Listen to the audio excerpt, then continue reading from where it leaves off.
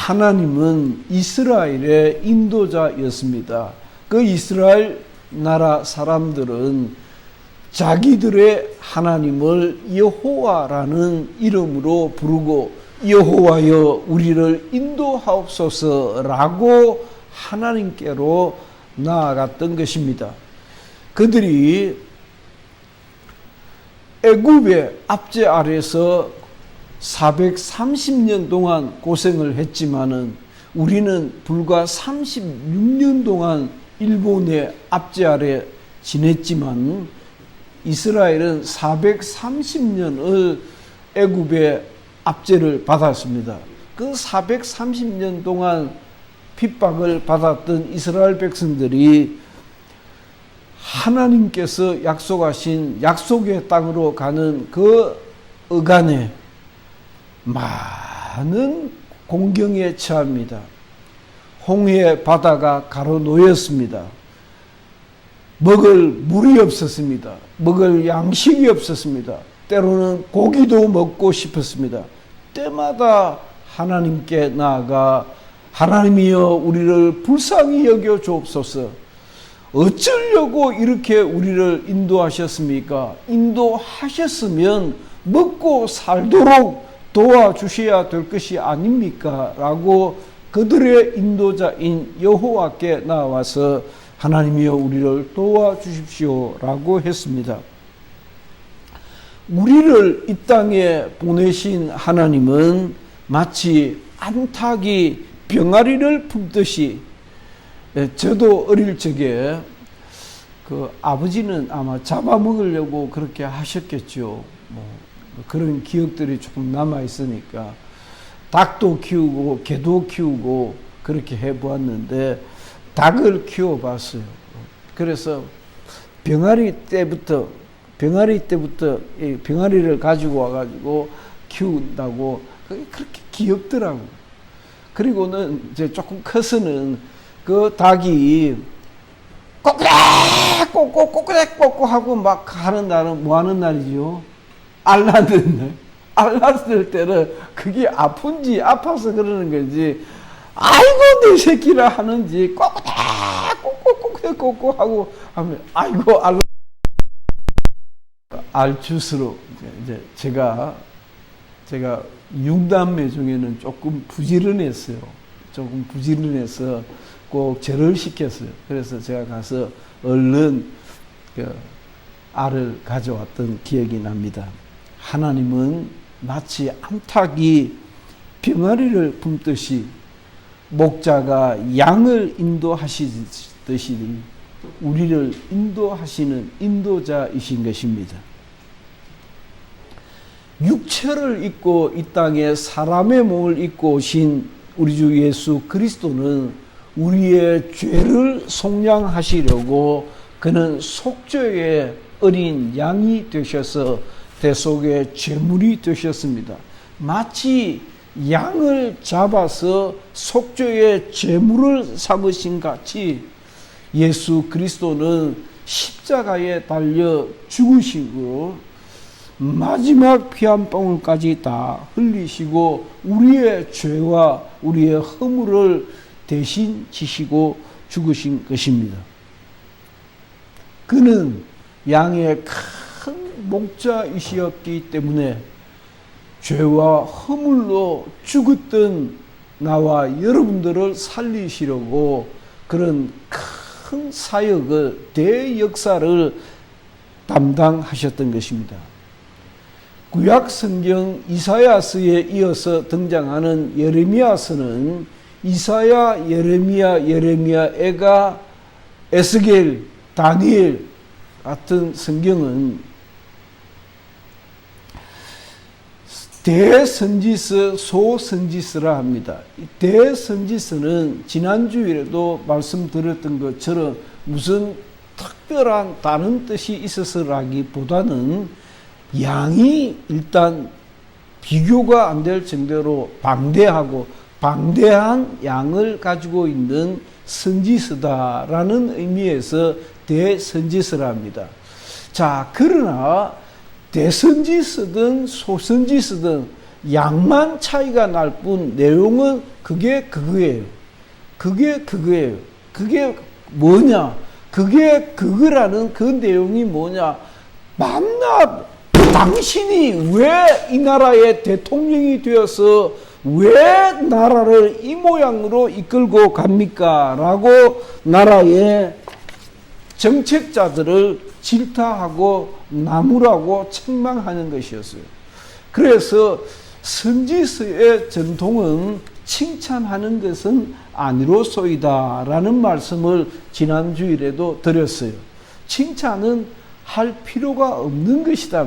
왜냐하면 하나님께서 당신을 왕으로 세우신 것은 이 백성들을 잘 먹이고 잘 입히고 행복하게 살도록 세우신 것이니까 그것은 마치 해가 동에서 떠서 서로 지는 것과 같이 자연스러운 것은 당연히 그렇게 해야 되는 것이다 이 말이에요. 그러니까 대통령을 보고 대통령의 지지도가 높아서 이야 우리 대통령이에요. 대통령은 큰 돈 받고 잘해야 하는 거예요. 아마 대통령 재임 기간에 1년에 1억은 좋게 저금할 겁니다. 아마 못해도 1억은 저금할 거예요. 왜냐하면 대통령 재임 기간에 쓰는 돈은 지 돈 쓸 리가 없거든. 지 돈 쓸 리가 없어요. 그러니까 월급만 따박따박 모아도 1억은 좋게 남아요. 그러면 5년 동안에 5억은 버려가는 거야. 혹시 엉큼한 마음 부르면 그게 5억에 동그라미 하나 더 붙어가 50억이 될는지 500억이 될는지 그건 나도 몰라. 마음대로 쓸 수 있는 돈도 어마어마하다고 알고 있으니까. 그러니 그렇게 큰 돈을 쉽게 버리는 사람을 보고 당신 훌륭합니다. 대단합니다. 굉장합니다. 야 성군이로소이다 라고 하는 것은 대단히 옳지 않는 것이다. 그것은 선지자의 전통이 아니다 라고 하는 말씀을 드렸어요. 그러면 이사야는 무엇이고 예레미야는 무엇이고 에스겔은 무엇인가? 소선지서 그 많은 성경들은 또 무엇인가? 하나님께서는 여러 다른 모양으로 말씀하고 계시는 것을 우리가 눈치챌 수 있습니다. 눈치채야 하는 것입니다.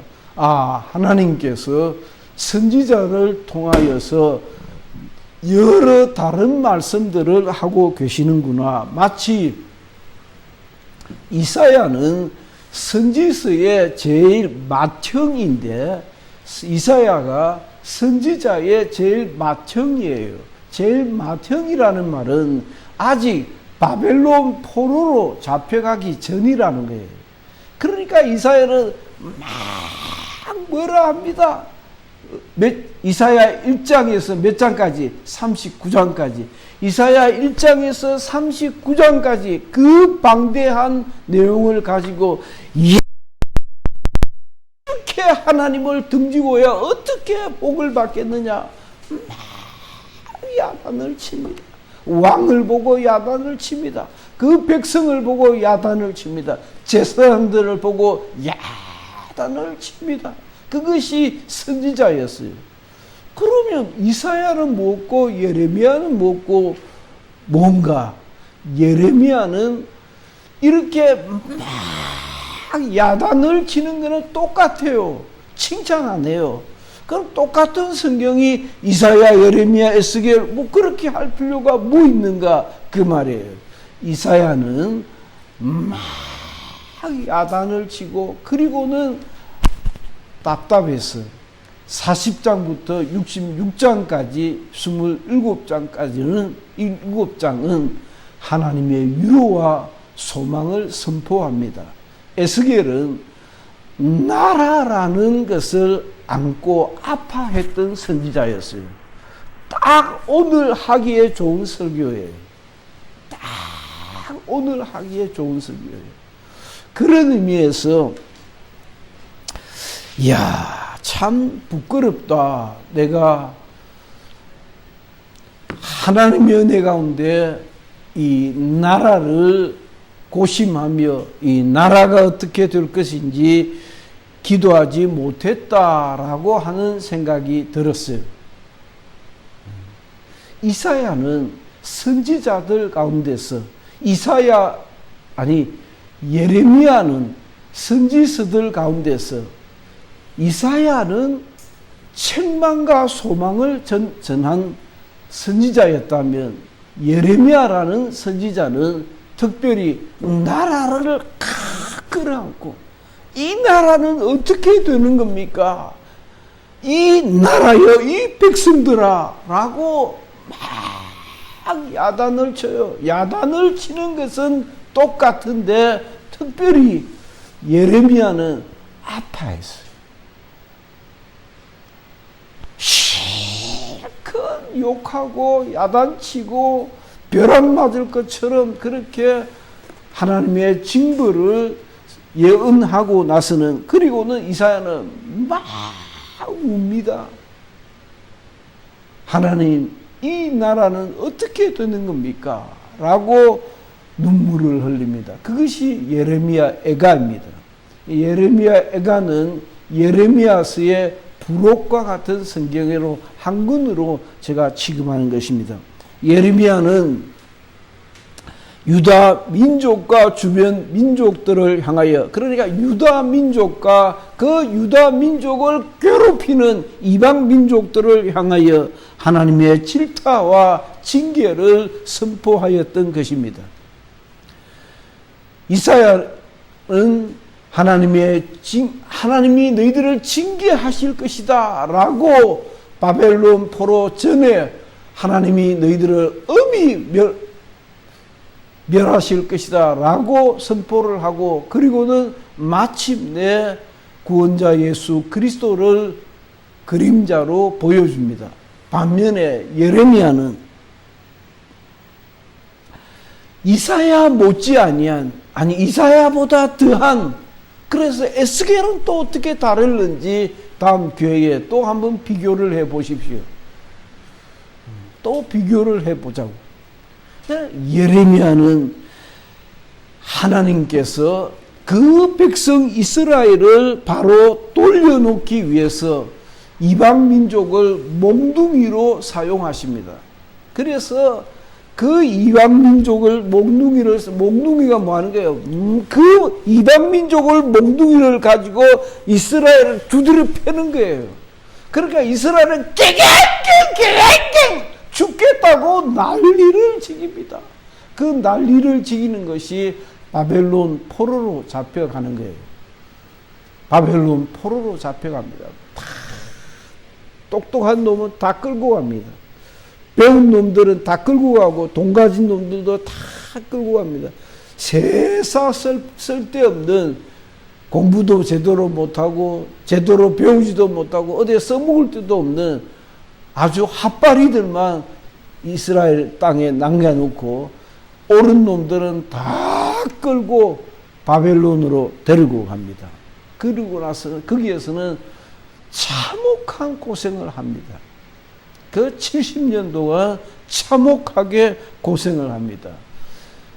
예레미야는 이와 같은 하나님의 심판을 선포하고는, 그리고는 퍼져서 우는 거예요. 하나님, 왜 이렇게 이 백성들을 버리십니까? 어쩌자고 이렇게 버리시는 것입니까? 어쩔 것입니까? 우리가 돌았으면 하나님 받아주시지 않겠습니까? 라고 실컷 심판을 위임받아서 심판과 징계와 형벌을 선포했던 예레미야는 자신이 당해야 하는 핍박과 그 민족이 당할 괴로움을 인해서 몹시 비통해야 합니다. 그것이 예레미야서의 특징입니다.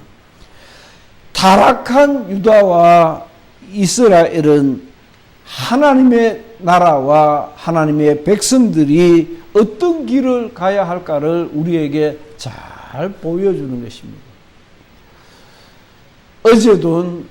어제는 8월 15일, 1945년 8월 15일에 일제 36년의 강점기를 벗어나서 해방이 되었습니다. 그래서 우리가 가끔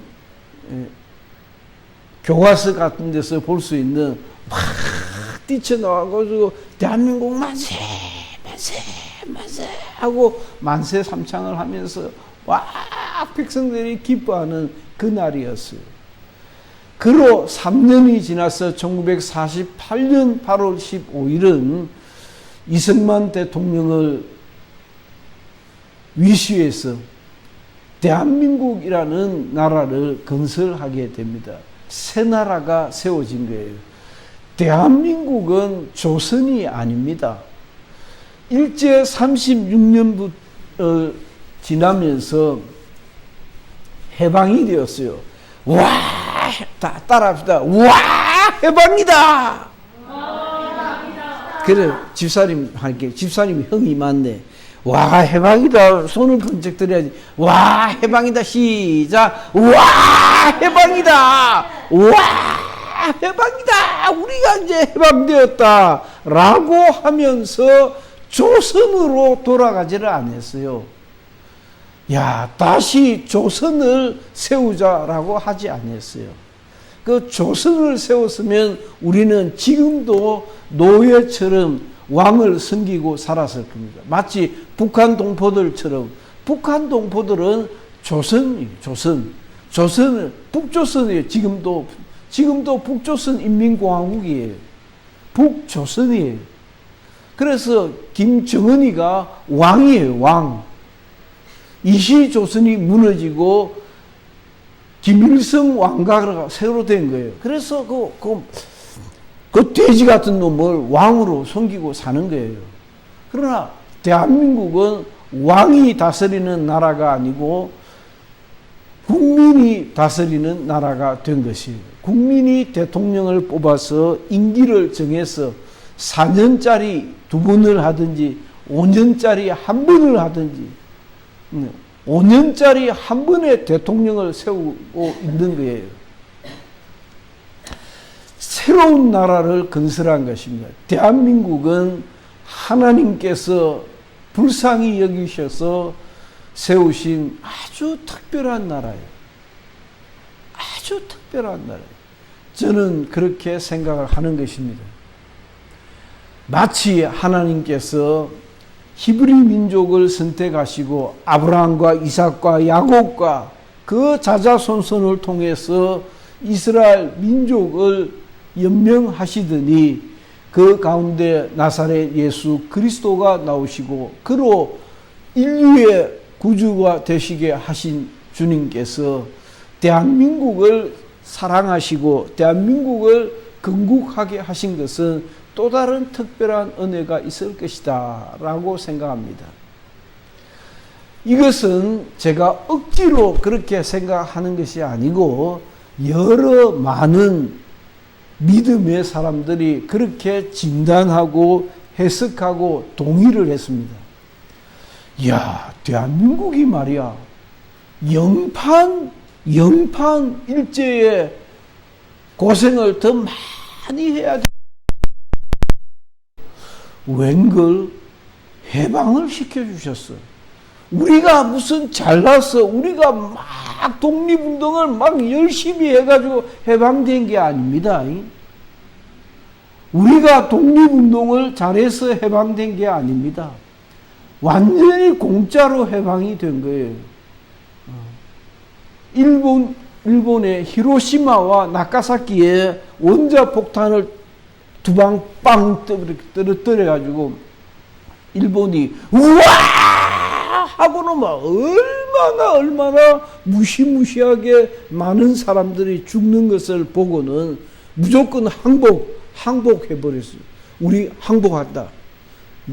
무슨 말이든지 시키는 대로 할게 하고 무조건 항복을 함으로 해방이 되었어요. 그리고는 우리가 조선이 될 것인가 라고도 했지만은 또 다른 사회주의 국가도 생각했지만은 자유민주주의 공화국 대한민국을 건설했던 겁니다.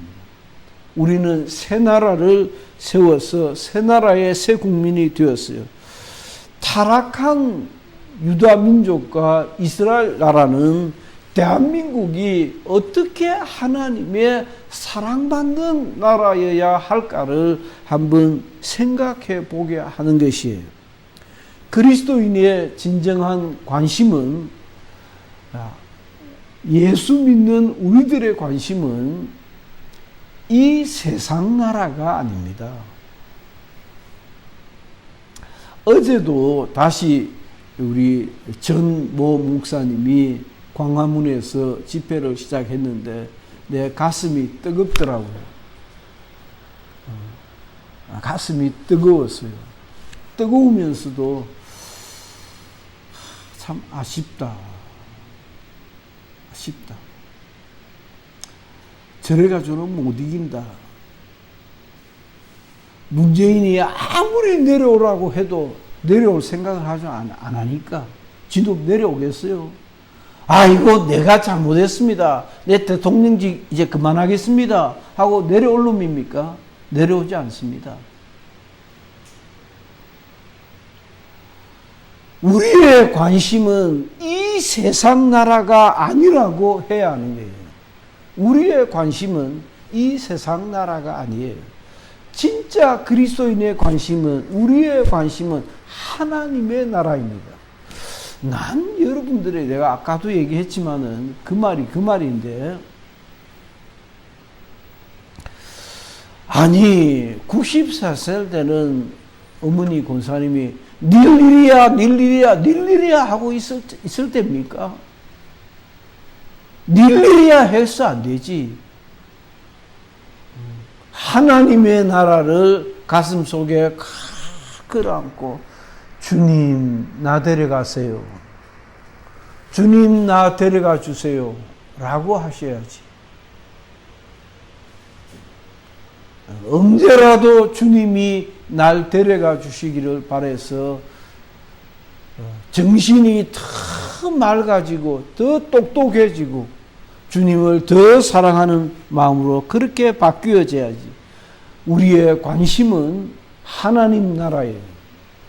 여러분들의 마음속에 하나님, 그래서 김기모라는 어떤 목사님이 계시는데 그 목사님을 내가 인정하지 않을 수 없는 것은 정말 따지고 보면 이 세상 나라는 아무것도 아니에요. 이 세상 나라는 이 세상의 부귀와 영화와 성공과 출세는 아무것도 아니에요. 그거 뭐 하겠어요? 그래서 오직 하나님의 나라, 나 영혼을 생각하는 것이 맞아요. 그래서 당신의 생각에는 오직 영적인 관심만 있구나라고 생각합니다. 그래서 그것 정말 맞아요. 우리의 관심은 하나님의 나라이고 우리의 관심은 하나님께서 찾으시는 하나님의 의, 우리 주 예수 그리스도의 공로인 겁니다. 나와 여러분들은 이 세상에 살면서도 늘 주님의 나라를 그리워하는 거예요. 따라할까요? 천국 가고 싶다. 천국 가고 싶다. 못 가요. 못 갑니다. 갈 수 있는 나라가 아니에요. 천국에 들어가는 길은 천국에 들어가는 길이 있는데 예수밖에 없어요.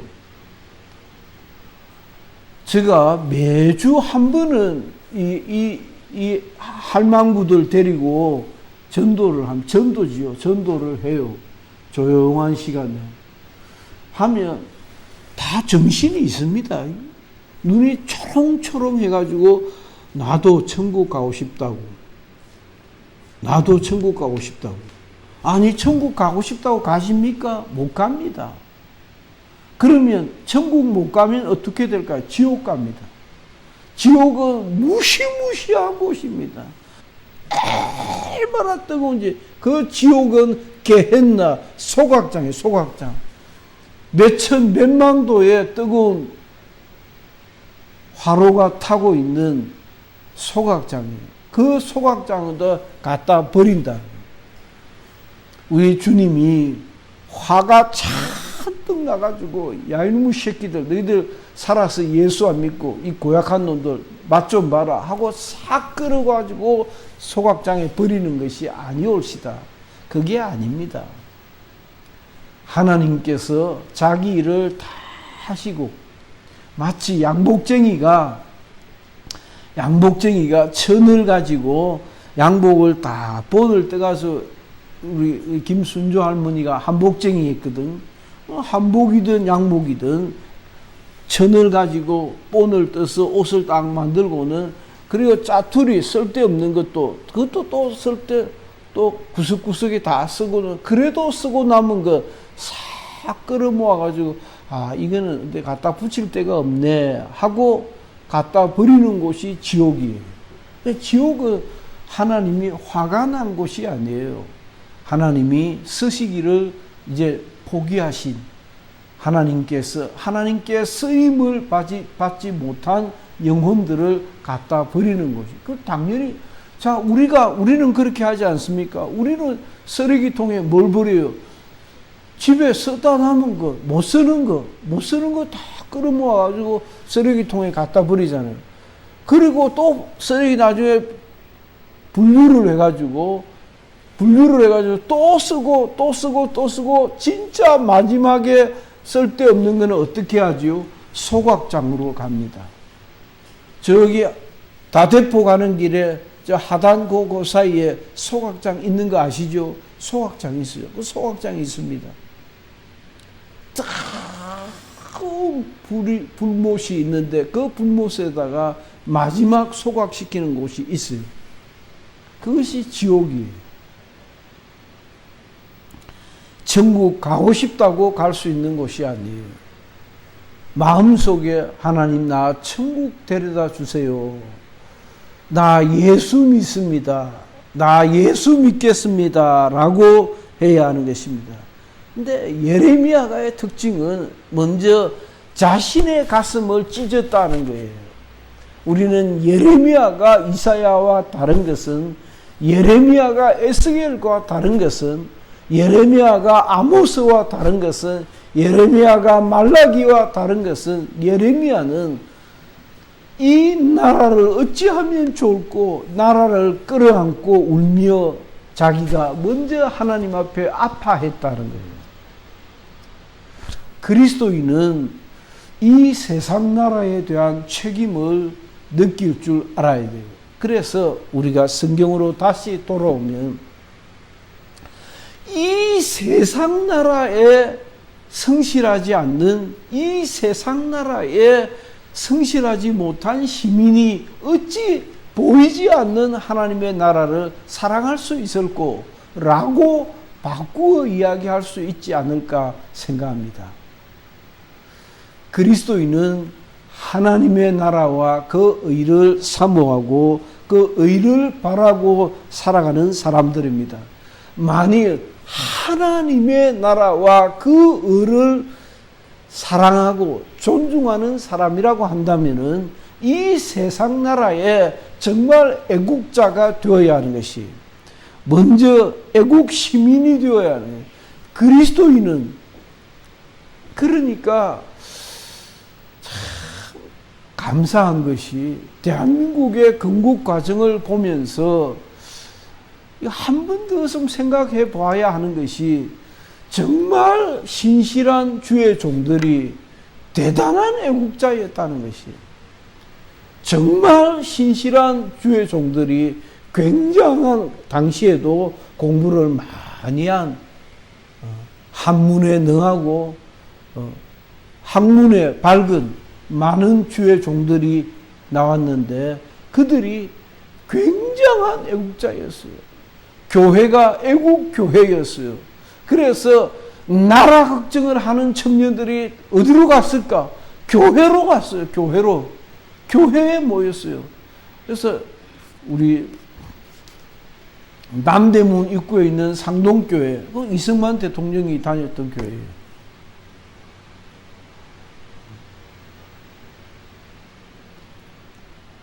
조폐공사 옆에, 영국 대사관 옆에 있던 정동교회, 그 많은 그리스도인들이 다녔던 교회예요. 이와 같이 그리스도인은 하나님의 나라와 예수 그리스도의 공로를 의지하고 사는 사람들입니다. 예수 그리스도의 의를 자랑하는 사람이에요.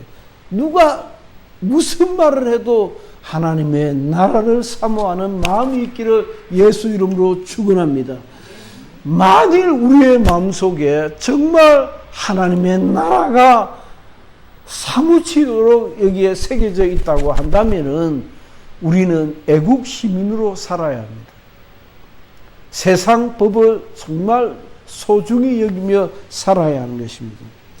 세상 나라는 비록 하나님 나라의 그림자에 지나지 않는다 할지라도 성도는 최고의 애국자가 되어서 이 순례자의 삶을 아주 자랑스럽게,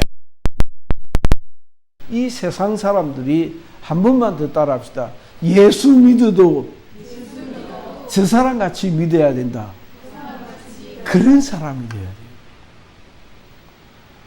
제가 예수 믿는 거 보면 꼬라지 보기 싫어 죽겠는데 그래도 예수를 믿으려면 저렇게 믿어야 된다라고, 예수 잘 믿고 착한 일하고, 예수 잘 믿고 정직하고, 예수 잘 믿고 선한 일 많이 하고, 예수 잘 믿고 남에게 많은 걸 베풀 줄 알고, 그렇게 믿어야 된단 말이에요.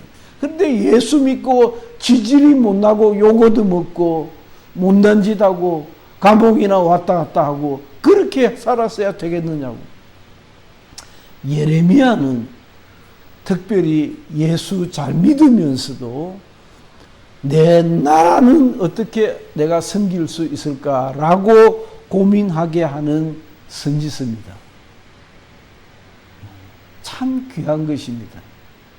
남북이 분단되어져 있는 대한민국의 애국 성도들은 특별히 나라를 걱정하고 나라를 위해서 기도를 많이 하고 내 나라 하나님이 쓰시는 나라여야 한다라고 마음에 그런 작정들이 있어야 돼요. 그래서 정말 돈을 많이 벌고 그래서 교회를 위해서만 헌금하는 것이 아니라 나라를 위해서도 큰 헌금을 할 수가 있으면 참 좋습니다. 그렇게 할 수만 있으면, 우리가 작년에도 그렇게 했지 않습니까? 나도 이번에도 적당한 기회에 또 그렇게 해야 되겠다 생각은 하고 있습니다. 성도는 최고의 애국자이면서 하나님의 나라를 사모하는 순례자의 삶을 살아야 된다라고 하는 말씀을 드렸습니다. 기도합시다.